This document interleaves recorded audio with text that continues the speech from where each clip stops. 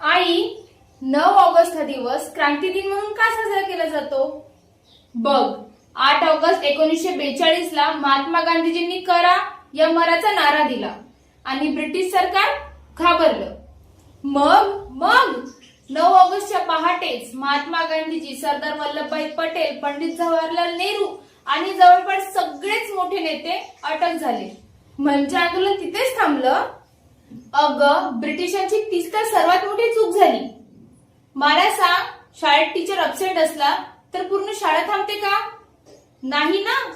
तसंच सर्व नेते जरी तुरुंगात असले तरी स्वातंत्र्याची लढाई मात्र थांबली नाही.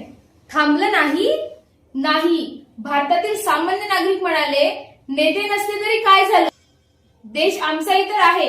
लोक रस्त्यावर उतरले, अनेक ठिकाणी निदर्शने झाली, हजारो लोकांना अटक झाली आणि काही लोकांचा प्राणही गेला.